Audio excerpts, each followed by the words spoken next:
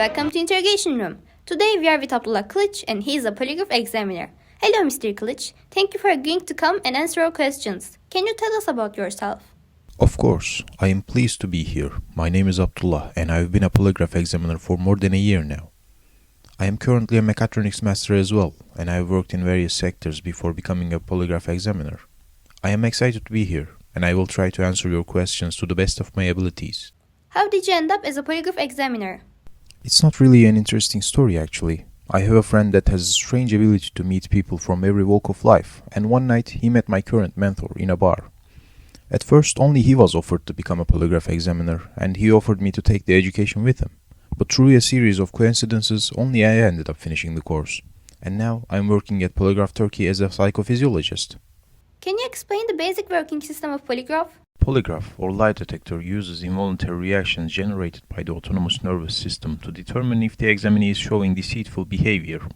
There are three main points regarding the reactions given by the body: breathing activity, blood pressure, and sweat level, which respectively observed by pneumographs, an arm cuff, and galvanometers attached to the body. When a question is asked to the examinee, certain reactions are generated by the autonomous nervous system, which is then picked up by the sensors attached to the body. Then the data is sent to the examiner's computer and saved. After a few rounds of testing, the data is sent to be analyzed. The results show if the examinee has passed the test or not. The results are not based on questions, but on the subject investigated. There is also a third result to every test which applies when the other two results aren't present, which is called inconclusive. This result is for situations like the examinee not cooperating during the test or irregular data gathered by the sensors. In which fields do you use polygraph? There are various ways and fields in which the polygraph can be used. It is mainly used to gather data, clear out disputes, and prove or disprove a person's innocence on a subject. The tests we do are generally on the subjects of infidelity, theft, assault, and screening tests for companies. What are the pros and cons of your profession? I don't really know, honestly. Every job has its quirks, and the pros and cons mostly depend on the personality you have. For me, this job is one of the most mentally draining things that I've done, but in return, it gives me a lot of flexibility in many ways, which I appreciate a lot when I work.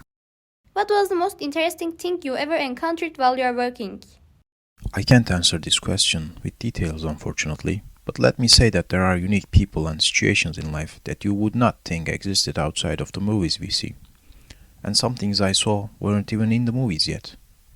Without polygraph, can you tell a person is lying? Yes, I suppose so. There are many ways to read a person, and the reactions of the autonomous nervous system are only one of them. I know that there is a technology that analyzes the brain waves to discern truth from lies, and there is also the most common one, body language. For every technique, there are many intricacies that either don't apply to everyone or can't be used in every situation. Do you think is it possible to cheat a polygraph? I don't know. The words used in this question are very flexible. By cheat, if you mean to manipulate, yes, of course there is.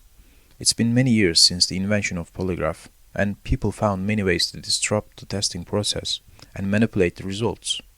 But that doesn't mean that they disrupt it in a controlled manner that gives them a favorable outcome. People tried taking illegal drugs, messing with the sensors, or messing with their own bodies to cheat the polygraph. But ultimately, it's not that hard for the trained eye to discern what is controlled and what is natural with the data gathered. And finally, do you have any advice for listeners who want to detect good people just like you do?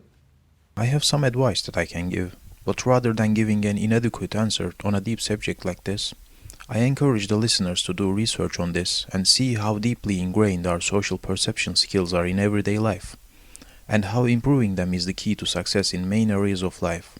From the subtle signs that they show will help you navigate life better. But as with all the things in life, it takes practice and dedication to learn this hard-to-master skill.